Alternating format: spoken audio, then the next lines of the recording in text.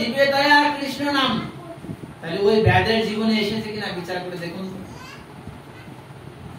যদি বলা হয় জীবে দয়া তিনি কি করে করলেন, আরে জীবের প্রতি যদি দয়া না হবে, তার হৃদয় ভিতরে যদি দয়া উদ্রেক না হবে, তাহলে প্রণাম করার সময় একটা পিঁপড়েকে পর্যন্ত মারতে জানে, এটা কি জীবে দয়া নয়?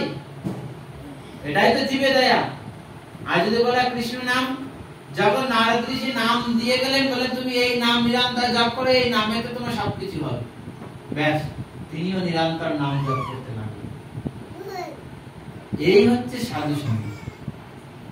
উপলব্ধি করুন, এই হচ্ছে সাধু সঙ্গ। এই জন্য বলছেন যে সাধু আমাদেরকে ধীরে ধীরে সাধন ভজন করিয়ে ধীরে ধীরে ওই প্রকার উন্নত স্তর নিয়ে যাবেন, সেই প্রকার সাধুর সঙ্গ করা উচিত।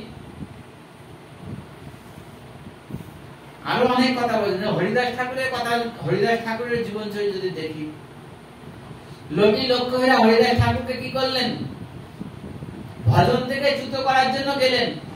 যখন হরিদাস ঠাকুর বেনাপোলে ভজন করতেন, আর রামচন্দ্র খান ছিল রাজা। এখন সাধুর প্রভাব খুব বেড়ে যাচ্ছে, সমস্ত সবাই সাধুকে দর্শন করতে যায়, আর রাজা হয়েও রাজাকে দর্শন করতে আসে না। রাজার তো খুব ঈর্ষা হলো। রাজার যখন খুব ঈর্ষা হলো, এখন ওই লোটি লক্ষ্মীরাকে পিছিয়ে লাগিয়ে বলে সাধুকে ভজন থেকে চ্যুত করো, যাও, পিছনে লাগিয়ে দিয়েছে। আর লোটি লক্ষ্মীরা বলে আপনি চিন্তা করেন, আমার তো শরীরে লোটি লক্ষ্য হীরা জ্যোতি আছে, এক হীরা জ্যোতিতে সব উল্টে পড়ে, আর লোটি লক্ষ্য হীরা মানে যাবে, তাহলে তো বুঝতেই পারছেন ও একদিন দুদিনের মধ্যে কার্যসিদ্ধি। আপনি চিন্তা করেন, এক মুহূর্তের জন্য কার্যসিদ্ধি হয়ে যাবে। 3 দিন গেলেন সেখানে। 3 দিনের দিন কি করলেন, যখন হরিদাস ঠাকুরের শ্রীমুখ থেকে হরিনাম শ্রবণ করলেন, তখন লোটি লক্ষ্যরা কিন্তু হরিদাস ঠাকুরের চরণে লুটিয়ে পড়লেন। সাধু সঙ্গ কাকে বলে দেখুন। হরিদাস ঠাকুর যে প্রকার নিরন্তর নাম করতে, তাকেও নাম প্রদান সবকিছু পরিত্যাগ করে দেবেন। যা কিছু এই প্রকার বৃত্তিতে তুমি যা কিছু লাভ করেছো সবকিছু দান করে দাও, যাও ব্রাহ্মণ বৈষ্ণবদেরকে সব দিন দুঃখী দরিদ্রকে দান করে দাও, সবকিছু দান করে আমার কাছে এসে তোমাকে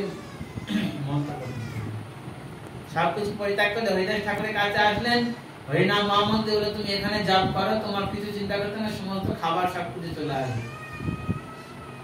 শাস্ত্রে কি বললেন, সেই লক্ষ্যেরা হইল পরম মহন্তি, বড় বড় বৈষ্ণব তাহার দর্শনেতে জানতি। বলে সেই লক্ষ্যেরা এখন পরম বৈষ্ণবী হয়ে গেলেন, মহন্তি হয়ে গেছেন। আর লক্ষ্যেরাকে দর্শন করার জন্য সব ভক্তরা আসতেন।